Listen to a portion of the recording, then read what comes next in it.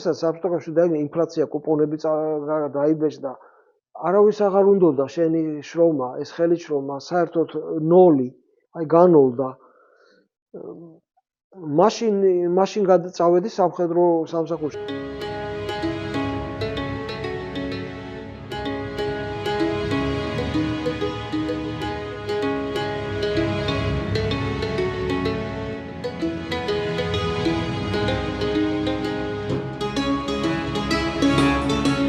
ეს არის შემოსული სარესტავრაციოდ 1811 წლის მოდელია. ფრანგული კავალერისტის ხმალი. დამზადებულია ვერსალში, ვერსალის სახელოსნოში, სამუზეუმო რესტავრაციას ვეძახით. მე მუზეუმში რო გამოფინო, ისეთ კონდიციამდე უნდა მივიდეს. აი ეს ორიგინალი ტყავია, წარმოიდგინეთ რამდენი წლის არის. 200 წელზე მეტის არის. 1811 წელი.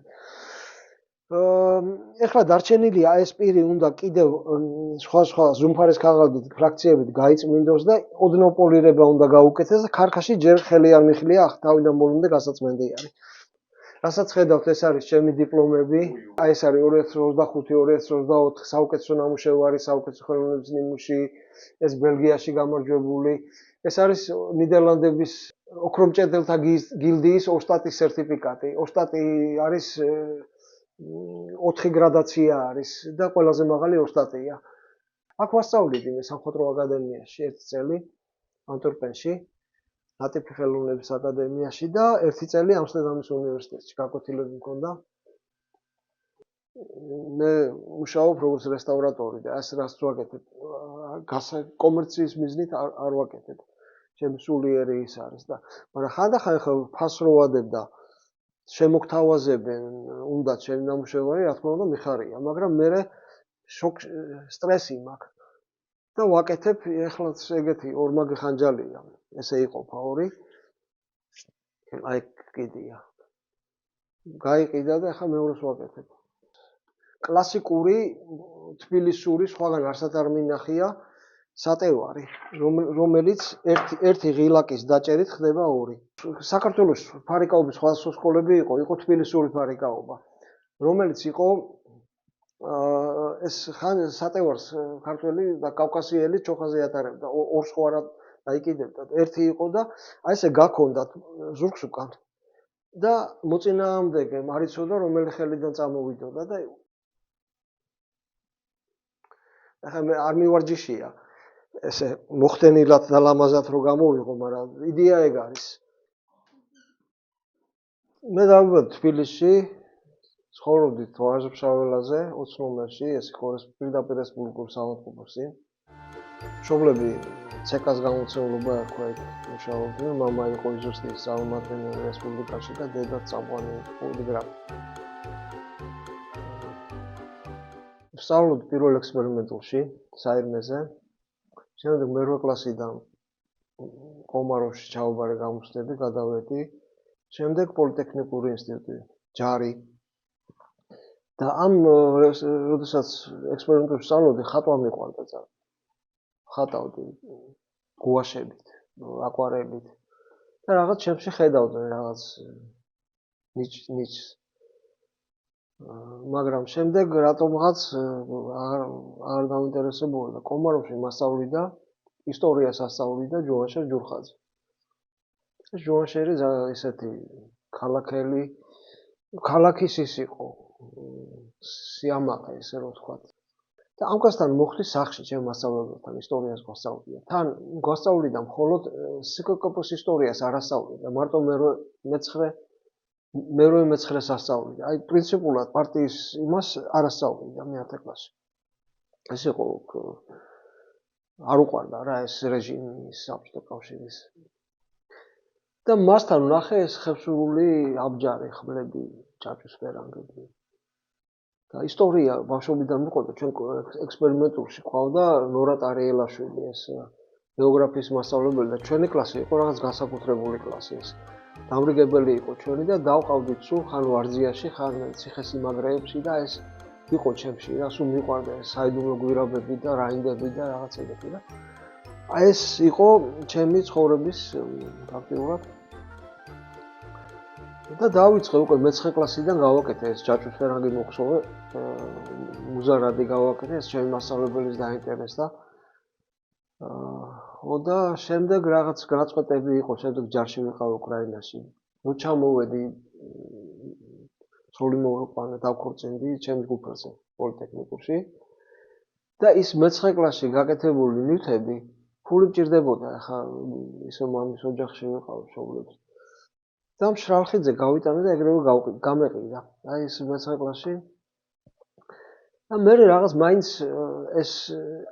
ესეც იყო ისიც იყო და ვიფიქრე მოდი მეთქე გავაკეთე თლიან კომპლექტს ხელშეკრულებული აბჯრის და ეს უკვე სამეცნიერო ეროვნულ მუზეუმში იქ გამოფენილი იყო მე-3 საათზე იქ დავდიოდი ყოველ დღე დავდიოდი ვიხატავდი ფოტოაპარატის არ ქონდა მაშინ ესე ვსწავლობდი რა გავაკეთე შემდეგ ამას მოყვა დედაჩემმა ახალგაზრდა კომუნისტში დააბეჭდინა პატანაცუშვილი იყო რედაქტორი იმან გამესაუბრა ეს მამუკა ფაჩუაშვილი ეს რაღაც დიდი სტატია გააკეთეს ამას მოყვა ტელევიზია ხალხური შემოქმედების რედაქცია ჯაჭვის ფერანგი ესე ერქვა გადაცემაში 20 წუთიანი ის იყო დოკუმენტური ფილმი პატარა იყო კოტო ჩოლოყაშვილი, გურამ გაბაშვილი და თემურ სულხანიშვილი ჩემზე ლაპარაკობდნენ და ამის მერე მოყვა ბევრი დაკვეთები მივიღე.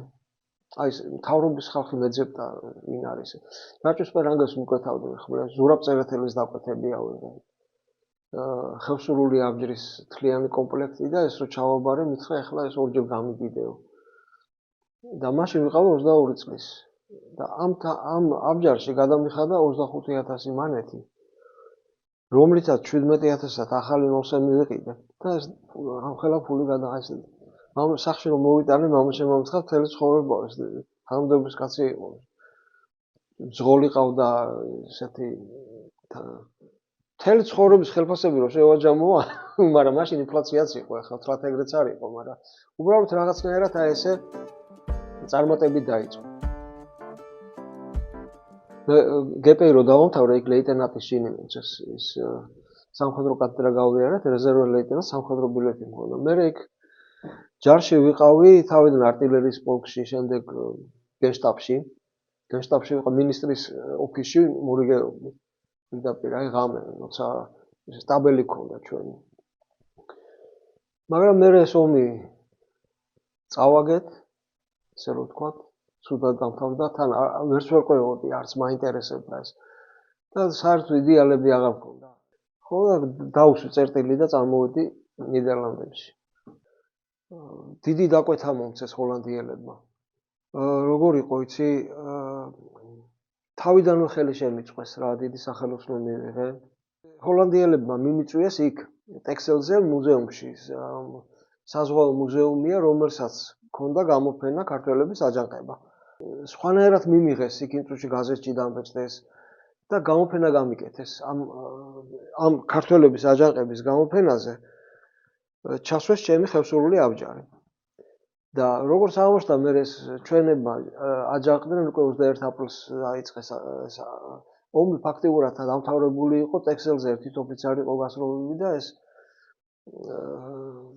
თავის რეაბილიტაცია რომ მოხდარიყო ერთ-ერთი მიზეზიც იყო რომ ბოლო მომენტში აჯანყება მოხდა და დაიყובה 500 ქართველი 100 ტექსელელი შეიძლება მეშლება რაოდენობა ზუსტად და ნახევარი ტექსელი დადებითად უყურებს საქართველოს აჯანყებას და ნახევარი ტექსელის ეს პირდაპირ ქალაქის მერმა მითხრა თავის სიტყვით მითხრა რომ აი ესეა გაყოფილი იმიტომ რომ ეს რო აჯანყება რო მოხდარიყო ტექსელზე თოფი არ იყო გასროლილი და დაინგრა მთელი ეს ქალაქები იქ დენბურგი რა ქალაქია ხო და ეს თან რეალობა მითხრეს პირდაპირ როცა მე უკვე სხვანაირად ფიქრობდი და თუმცა ესე არ არისო ამ გამოფენის მერე შემდეგ ამ დირექტორმა იზრუნა იმაზე რომ მიმიწვიეს სამეფო მუზეუმში მიმიწვიეს ღია კარის დღეზე ვაჩვენეს ხევსურული აბჯარი ჯაჭვის ფერანგები ეს ბავშვების როგორ კეთდება მოქლოვნი თითოეული გოლი და ფარეში არის ფარი მოქლოვნი დამოქლოვნებული შემდეგ მკითხეს აი ამის გაკეთება თუ შეგიძლია რაღაცა ისეთი საუბრები იყო. დახმარება უნდა და თან თავიანთ თავზეც ფიქრობდნენ და დაინახეს ისეთი რაღაცა და მომივიდა წერილი სრულიად მოულოდნელად ორგვერდიანი შენახული მაქვს წერილი, რომ 80 წლიანი ომის ესპანელებთან ჰქონდათ ჰოლანდიელებს 80 წლიანი ომი და მაგის ზავის ხელის მოწერის 400 წლის იუბილე არის მომავალ წელსო და პრინც მაურიც ორანელი, რომელმაც ესპანელები განდევნა ძირითადად მაგან შექმნა რეგულარული არმია, მაგის აბჯრის ასლი გვინდაო გამოფენაზე გქონდესო. ესეთი შემოთავაზება პირველი იყო. ეს სახელოსნო მომცეს სამხედრო დაწესებულებაში, დიდი სახელოსნო და გრძემლი მაჩუქეს კიდე რაღაც უშვიათესი საკოლექციო. აი ესეთი არის ზუსტად მუზეუმში რაც დგას. ზუსტად ერთ-ერთი ეს მაურიცის. და ეს ერთი წელი გაგრძელდა. უკლედ ეს პროექტი ჩავაბარე, სანამ დამთავრდებოდა უკვე ტელევიზია მოვიდა, ჯერ ადგილობრივი რეგიონალური, შემდეგ მთელი ნიდერლანდების. ამას მოყვა შემდეგ ისევ სამხედრო მუზეუმის ორი დიდი დაკვეთა და მერე წავიდა რა.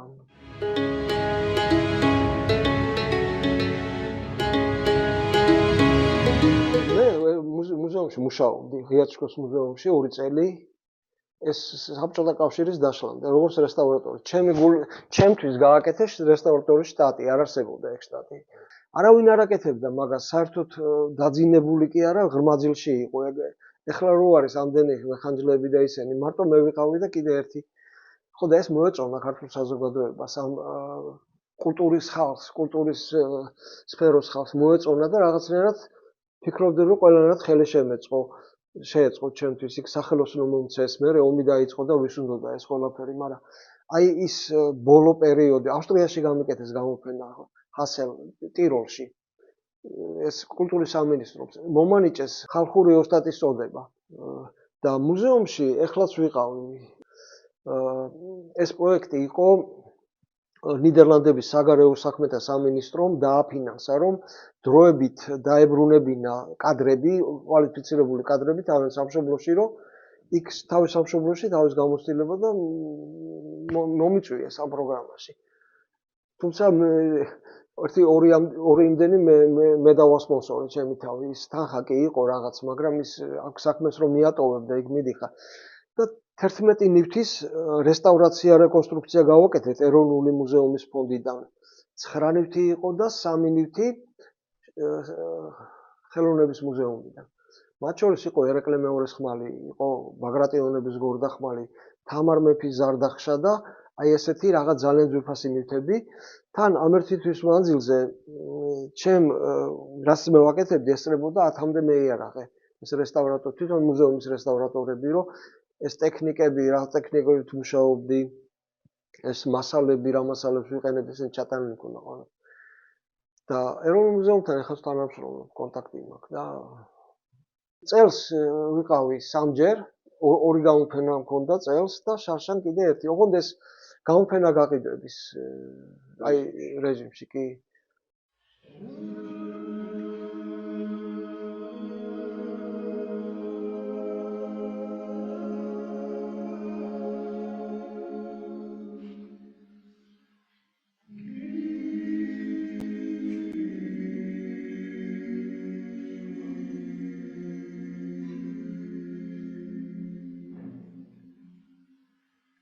პოლონკელიძის სასული დილეგში ჩაუგდიათ, ხოლო მისი საწმართული თავადი ციხის ზეთავზე დაუკიდიათ. ხელახლა შეუმუსნავთ ეკლესიები და მონასტრები. ჯვანშერი იყო ჩემი უსაყვარლესი მასწავლებელი, იყო არა მარტო მასწავლებელი, ჩემთვის იყო ეგ ქართველი მეომარი, რომელიც ომობდა. ტრების წინააღმდეგ, რაინდი იყო. როდესაც მე-9 კლასში ვიყავი, მასთან რომ ვნახე ეს ხევსურული აბჯარი, გადავწყვიტე, მინდოდა ქონოდა მეც და ჯაჭვსპერანგი დავამზადე, ჩაჩქანი. და ამ მავთულებს შოულობდი მშენებლობებზე მუშების საბურავებს ვწავდნენ. და დამწვარი საბურავები მე რჩებოდა მავთულები და ამ მავთულებს ვაგროვებდი, ვამგოლებდი, გოლებს ვაკეთებდი და გავაკეთე და რომ მიუტანე და ვანახე, იმდენად გაუხარდა რაღაცა ეს ფარი მაჩუქა. ირანული ხმალი ფარია. ეს ხმალი 21 წლის ვიყავი, ეს რო დავამზადეო, მითხრა. თავისი ხელი დამზადებული და სამზარეულოში გაზზე გაშავებული მაქვს. ეს მახსოვს, რა თქმა მქონდა. მქონდა ეს ფარი 99-ში ვიყავი მაშინ და მეორე კურსზე ვიყავი. ჯარიდან რომ ჩამოვედი, ცოლი რომ მოვიყვანე, რაღაც ისე ფინანსური პრობლემები მქონდა და ეს ჩაჩქარდი და ეს ფარი გავიტანებ შრავხიდზე. და 250 მანეთად ესე გამოიარა ერთმა კაცმა ესო და ჩემი ძღოლი მოგიტანთ ახლა ფულს არ ქონდა ჯიბენზე რაღაც ეკას ის იყო თანამდებობის კაცი შავი ოლგა და გაიყიდა. ნუ რაღაც ისეთი ის იყო ფული ჭირდებოდა მართლა რაღაც და 2009 წელს თბილისში რო ვიყავი მე და მამუკა ქაფიანიძე ეროვნული მუზეუმის კურატორი ვიყავი სტუმრად ერთ ცხოვრებულ განსვლებულ ზურაბ ბიჩინაგური იყო ესეთი მეიარაღე თბილისში და იმან დაგვპატიჟა თავისთან სუფრა გაგვიშალა თავისი ხელოვნება გაჩვენა და ეს ხმალი ხედავ ეს იქ არის ზურაბ მეთქე საიდან გაქვთ მეთქი ხო და ესო ირანული არისო ოღონდ ვიღაც ქართველმაო ჯვრები დაახატაო თან ის ქონდა ეს ფერი მოცილებული ქონდა გაშკურკული ქონდა მე აღვადგინე ეს ისევ ის ფერი დაუბრუნე რაც უნდა ყოფილიყო და ეს რომ მითხრა მე ზურა ესე იყო მეთქი და გაგიჟდა კაცი და შენო რო არ გაგეყიდაო ეგრევე ჩუქნიდი ეგრევე გაჩუქებდიო მაგრამ ზუსტად რამდენიც მაქვს მიცემუდიო იმდენი გადამიხადე ხა შეცხო გაყიდეო ხო და ეგრევე დამithmo აი თავის კოლექციიდან უსიტყვოდ დავიბრუნე ეს ფარი შემდეგ ფერი აღუდგინე ფერი აღარ ქონდა გათეთრებული იყო გაშკურკული და ეს მაქვს რაღაც აი ჩემი მასწავლებლისგან მისი ნამუშევარი ესე ეს არის იაზაი ოკიმონო იაპონური მიმდინარეობაა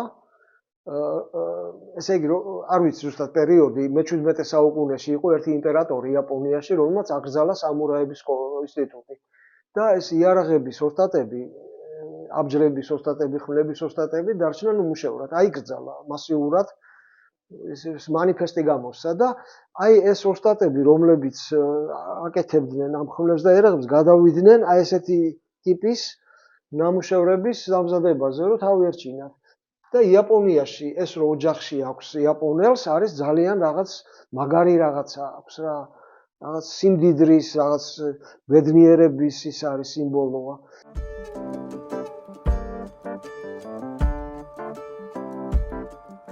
სანამ ეს საბჭოთა კავშირი დაინგრეოდა ძალიან მაგრა ვიყავი ვამბობ ის როგორ გითხრა შთაგონებითაც იმიტომ რომ ბევრი დაკვეთები მქონდა შემოსავლები მქონდა კი გითხარით აგერ ერთი დაკვეთით 6 თვეში ეს დაკვეთა ჩავაბარე იმას და ახალი 07 ლადა 07 ვიყიდე და კიდე ეს მქონდა მაგრამ როდესაც საბჭოთა კავშირი დაინგრა ინფლაცია კუპონები დაიბეჭდა არავის აღარ უნდოდა შენი შრომა ეს ხელიშრომა საერთოდ 0 აი განოლდა მაშინ გადაწავედი სამხედრო სამსახურში იმიტომ რომ ადვილი იყო უკვე იქ გავიარეს სპეცშემოწმეები გავიარეს სხვა შორის გენშტაბში რომ იმიღეს 1000-ნაირი სამედიცინო შემოწმება ფსიქოლოგიური ჩეკინგი გამიკეთეს ესე იგი ყველა რამე ნათესავები დედის მამის ძმის დის ჩემი მეუღლის ყველა ნათესავის ის გააკეთეს ჩეკ იქ რომ მივეღეთ იმიტომ რომ გენშტაბი ამოწმებს და ეს მაგრა მომწონდა ეს ჩემი ისა მაგრამ ეს ომი რო დამთავრდა და დავინახე რაც ხდებოდა გული ავიყარე ყველაფერზე რა ეგრე იყო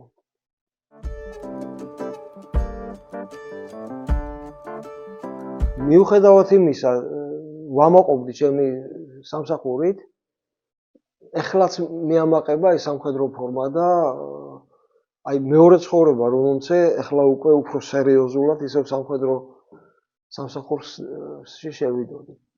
ეს ჩემი ეს რაც ხელებით ვქნი, ეს მეგონა სულ საქართველოშიც რო დროებითი იყო, მინდოდა სახელმწიფო სამსახურში მუშაობა. Kom direkt u zingen. Het waren 3 gezellen van Roosendaal, die topen op rooftocht gingen.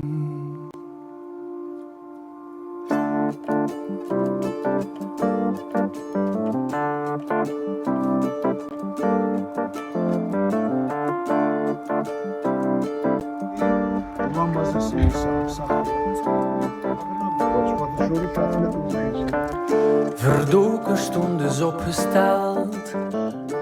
კარგი სკოლა გავიარე აქ. ეს სკოლა იყო 20 საათი კვირაში. 18 იყო თუ 20. ნიდერლანდური ენის სკოლა. არა მარტო ენის, სოციალური წყობა, ცოტა გერმანულიც ვიცოდი და მე ეგრევე თავიდანვე შესაქმეში ვიყავი ჩართული და ეს მიადვილებდა არ მახსოვს რომ რაღაც ცუდი მომენტი მქონოდა. აი რაღაცა გული მტკენოდა ან ნუ იყო ახლა რაღაცები, მაგრამ ვერ მიმახსოვრებ რა. ბავშვებისთვის არ იყო რთული, თუმცა მათ არჩევანი არ ქონდათ ახლა. ბავშვები აქაურები არიან უკვე ასე ვთქვათ, რა ვიცი. მე მგონი არ გაგჭირვებია, ქართველები ძალიან ადვილად აი ნიდერლანდებში საქართველოს დიასპორა რო არის, არიან სულ ყველა ან ინჟინერია, ან ექიმია, ან იურისტია, ან პოლიტიკოსია აქაური. ამ სისტემამ დაიტოვა მხოლოდ მაღალი ხარისხის პროფესიონალები. შეიძლება ხა არ ვამბობ სწორად რაღაცნაირად, მაგრამ ესე არის.